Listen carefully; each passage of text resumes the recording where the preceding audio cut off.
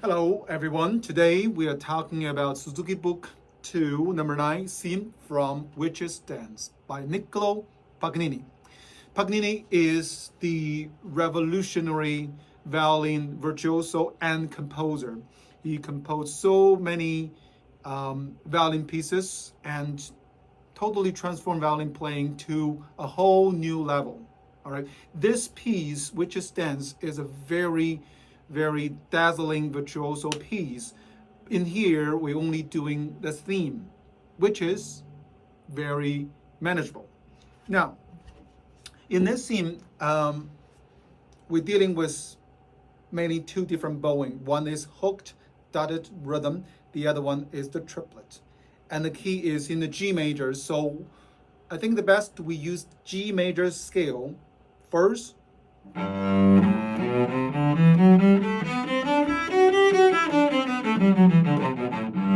know your G major scale, right? Or in first positions and the fourth positions, nothing really fancy. Now you can use this dotted rhythm, either repeat the note or just play the scale with the dotted rhythm. So first repeat it like this.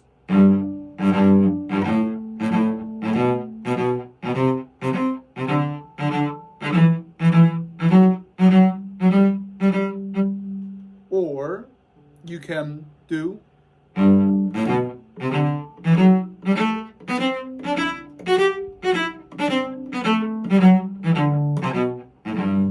so in this hooked bowing is very popular.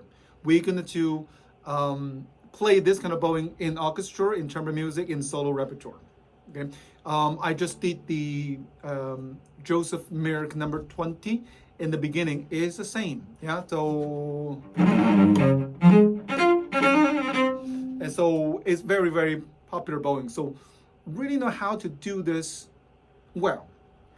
Now this is a tension release motion, like lots of other bowing. So you need to catch the string with your bow and then release, and then you can catch it again. Okay, so let's use the first note, B flat.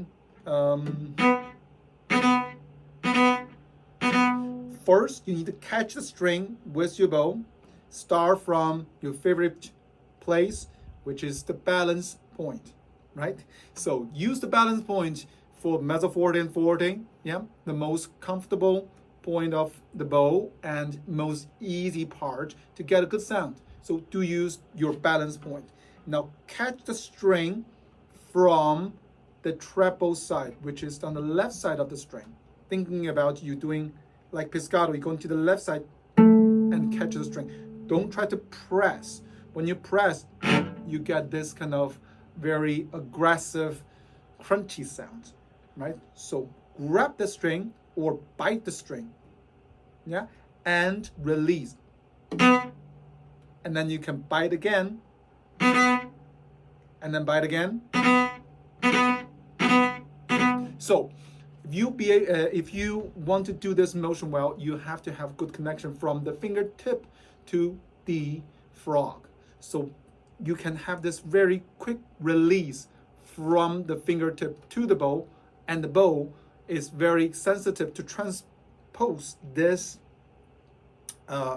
shot of energy to the string and to have this very crisp and clean sound.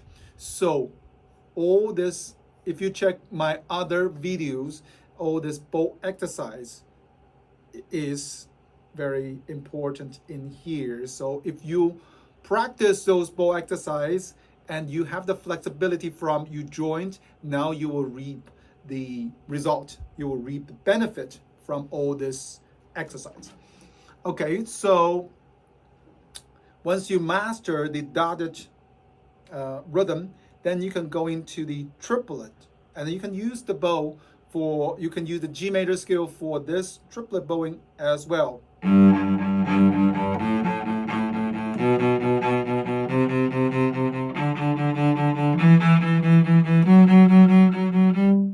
Yeah, so make sure that you group them in 3 and in 6, right? In 6, that's for the whole bar. In 3, that's for the whole beat.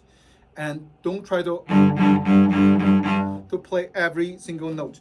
Always grouping. Yeah, grouping is how we, use our language. So we put 2 or 3 syllables together to make a word. So think about this triplets is one word, have 3 syllables, right? So don't try to get each syllable out without any difference. Okay, so really group them.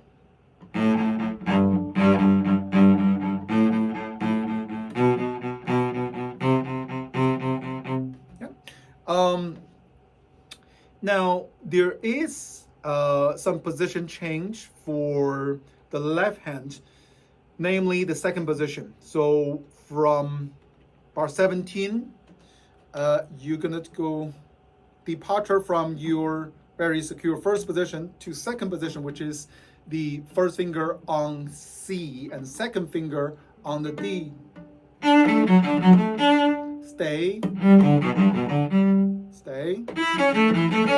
So here you go back for one note for the E, and then you go back to the second position again. So it's a quick position change. Use the open A string as your kind of in between note to get in between the first position and the second position.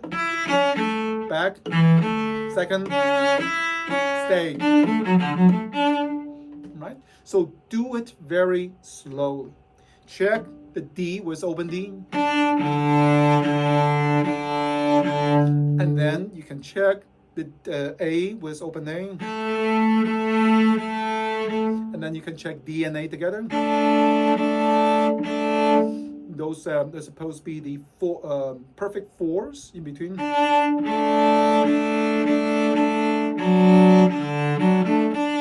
Right?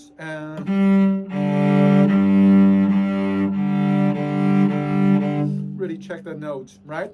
Then from bar 25, you play in B flat major, and there is a piano minimal, so that means a little bit soft, a little bit slower. How do you do this dynamic? The easiest way I think is to move from your beloved balance point to the middle or a little bit upper half without changing anything from your arm. Yeah.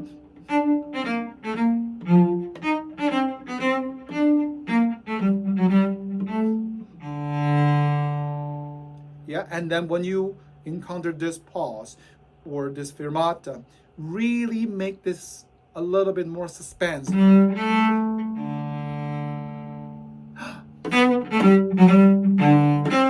And then when you come in, make sure you go back to the original tempo, which is faster.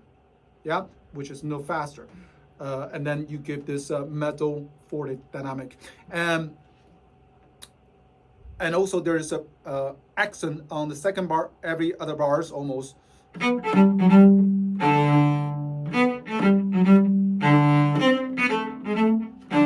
So don't play the downbeat too loud on the second bar.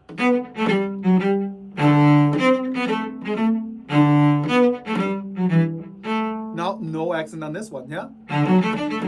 Yeah. So make sure that you really create this very funky rhythmic feeling. Good. Now very careful, don't play the C sharp on bar 37, which is very commonly made mistake by lots of students. Extend it backward for C natural. Yeah, so really extend it for the C natural. Here, lots of time. It's not C natural. Yeah, and then the part is marked very clearly. This first finger extension on the second position. The last phrase, make sure you play group them. I will group them in 6, which is every downbeat.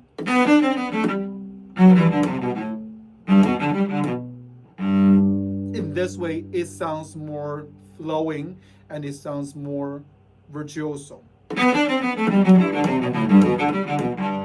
Yeah. So otherwise, if you group in 3, it sounds a little bit too laboring. Okay, so that's I think is the main point of this witch's stance.